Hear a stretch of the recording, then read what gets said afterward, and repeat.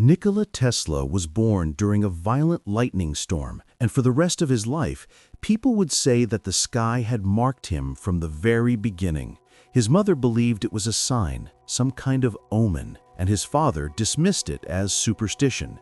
But as Tesla grew, the truth became impossible to ignore. He didn't see the world the way other children did. Even as a boy, he was haunted by visions. Bright flashes of light, shapes forming in midair, mechanical ideas appearing like ghosts in front of him. If he thought about a machine, he didn't just imagine it, he saw it rotating, working, moving perfectly inside his mind. Sometimes the visions were beautiful. Sometimes they overwhelmed him so much that he felt like he was losing control.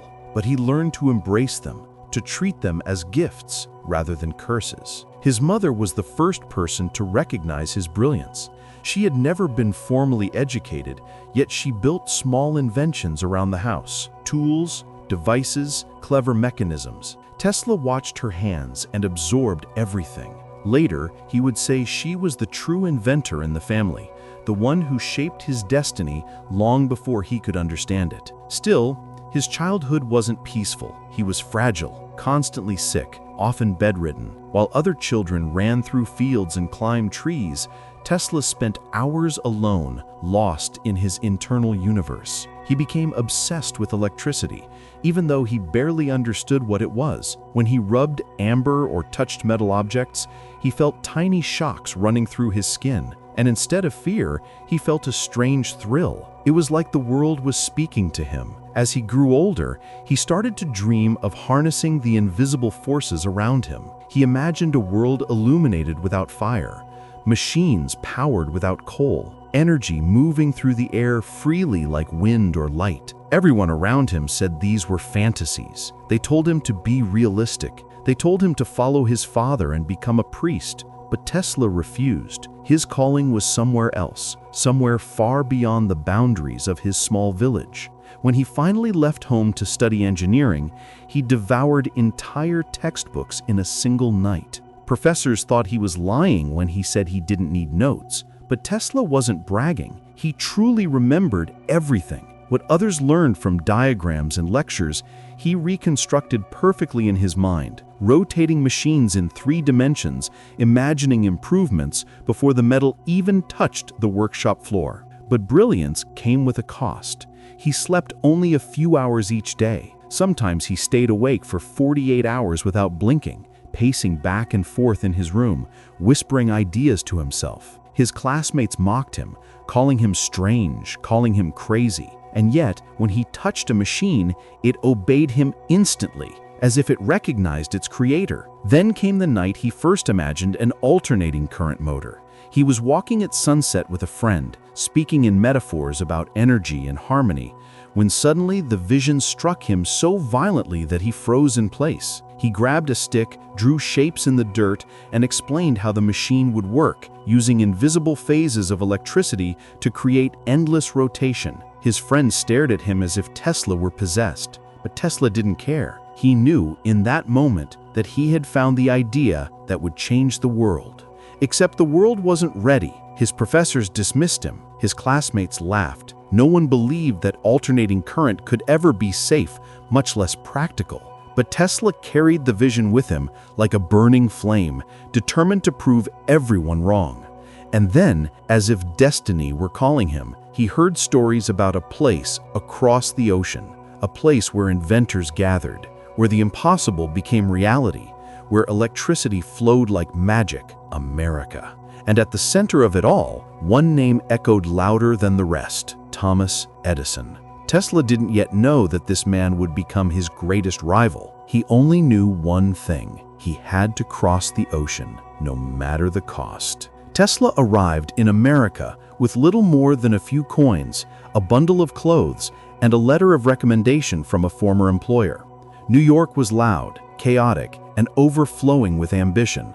Smoke rose from factories, electricity buzzed through cables in the streets, and thousands of immigrants wandered in search of a miracle. Tesla walked among them with a quiet certainty. He wasn't there to survive, he was there to transform the world. It didn't take long before he found himself standing in Edison's workshop, surrounded by machines, wires, sparks, and the unmistakable smell of burning metal. Edison's assistants laughed at Tesla's accent, his clothes, his strange mannerisms. But when Edison finally entered the room, Tesla saw a man who looked nothing like the myth. Edison was rugged, impatient, and driven by relentless practicality. He believed in trial and error, in building, breaking, and rebuilding. Tesla believed in perfection before the first screw was turned. They were opposites from the moment they shook hands. At first, Edison didn't take Tesla seriously, but then Tesla began examining the lighting systems Edison had created, the direct current generators that powered entire city blocks.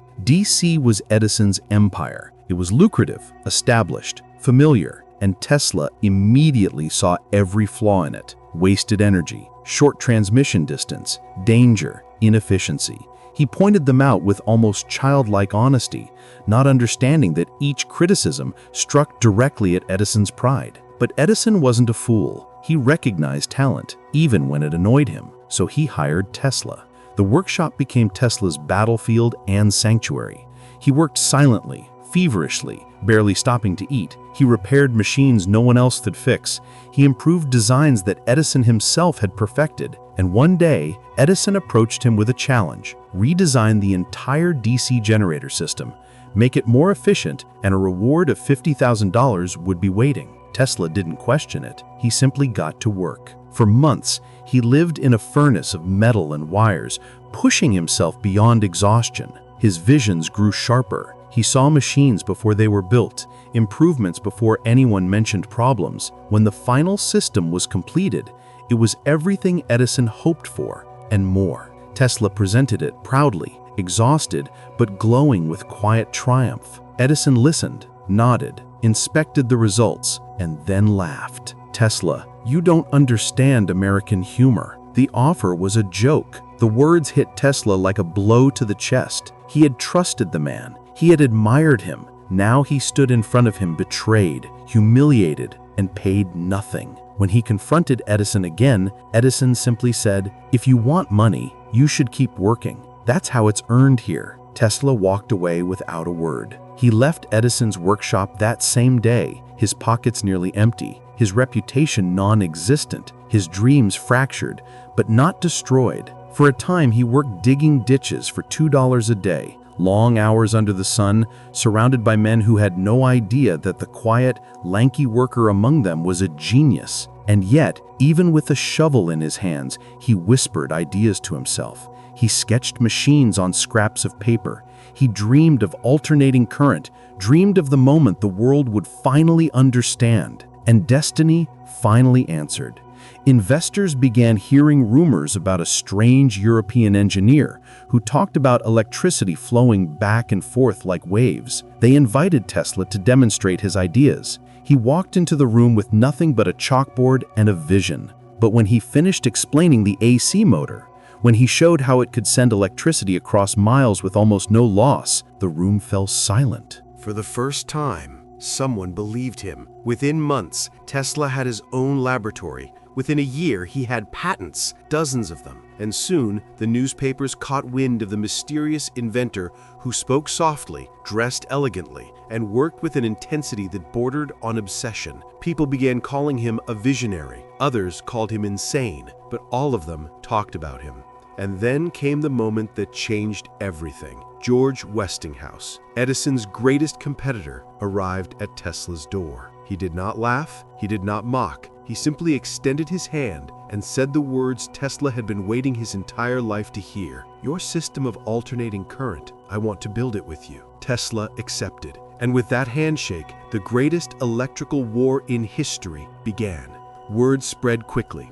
Newspapers called it the War of Currents, a battle not only of technology, but of ego, pride, and the future itself. On one side stood Thomas Edison, already a giant with an empire built on direct current. On the other stood the quiet Serbian immigrant with the strange accent, Nikola Tesla, backed now by George Westinghouse. It wasn't just a professional rivalry. It was a storm of ambition so fierce that the entire nation watched with breathless fascination.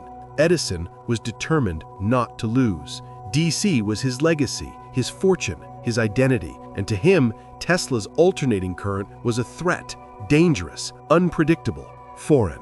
He launched a campaign so aggressive that even his supporters whispered about his methods. Public demonstrations were staged where AC was used to electrocute animals, stray dogs, horses, even an elephant. Crowds gasped, children cried, and Edison stood by, insisting that AC was a killer, that Tesla's invention was a menace to society. Tesla said nothing. He refused to play the same game, but the attacks weighed heavily on him. He would lie awake at night, staring at the ceiling, wondering how a man he once admired could have fallen so far into fear and spite. Westinghouse encouraged him to stay focused, reminding him that the truth would win in the end. Tesla believed that. He had to. To prove the power of AC, Westinghouse Electric needed a miracle, an opportunity so vast that the entire world would have to acknowledge its superiority. That opportunity came in the form of a letter from the US government. They were searching for a company to power the greatest engineering project of the century, Niagara Falls. Harnessing the falls was a dream older than the nation itself. Millions of gallons of water thundered over the cliffs every second, a force of nature so immense that engineers had fantasized for decades about turning it into electricity. But no one had succeeded. No one had found a system efficient, powerful, and stable enough until Tesla.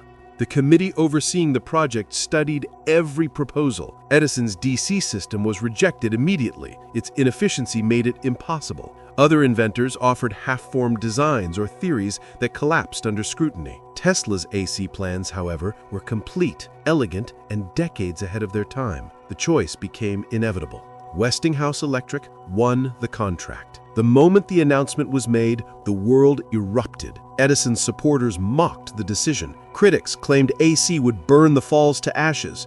Politicians argued. Journalists flooded Tesla's laboratory, but Tesla remained calm. In his mind, he had already seen the machines, already heard the hum of the generators, already felt the current flowing across the nation.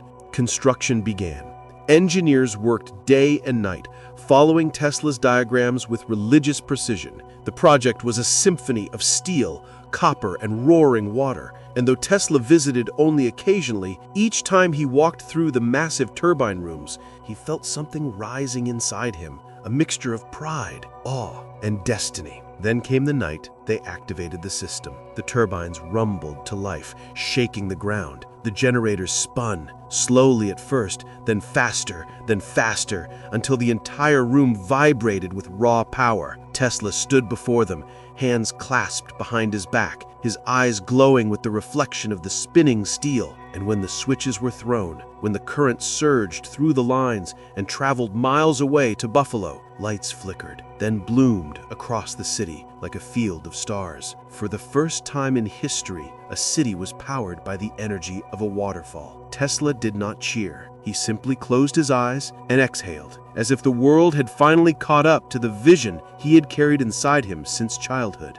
The victory was absolute. Newspapers that once mocked him now hailed him as a world-altering genius. Edison's DC system began to fade into obscurity.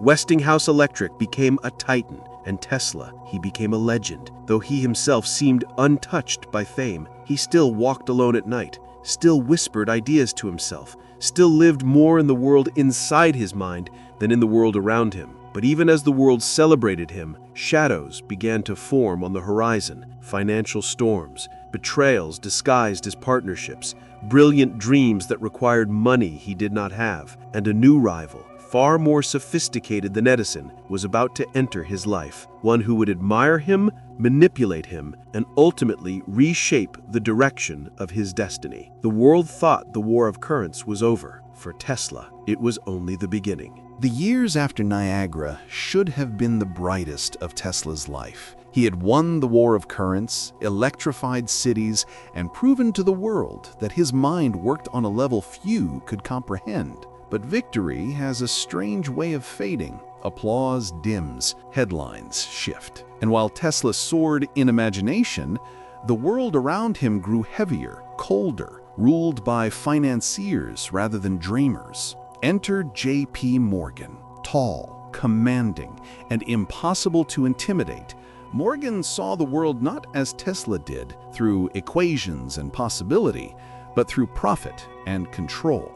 Yet when he first met Tesla, he was impressed, even fascinated. Here was a man who spoke of global wireless energy, intercontinental communication, machines that captured the power of the Earth itself, ideas so vast that even Morgan, a titan of industry, felt like he was staring into the mind of the future. Tesla needed funding. Morgan had it. Their partnership began with a handshake that would forever alter Tesla's destiny.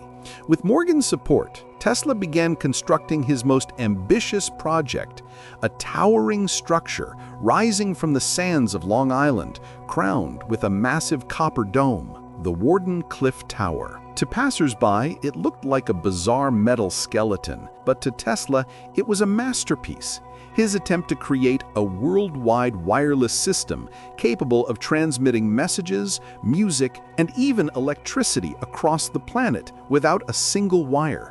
The idea was so revolutionary that even other engineers doubted it, but Tesla believed. He looked at the tower and imagined a world connected by invisible threads of energy, a world where deserts bloomed, where ships crossed oceans without fuel, where every person, from the richest to the poorest, had access to unlimited power, a world made equal by knowledge. But Morgan was not a dreamer. He expected one thing in return: control, exclusive rights, patents, money.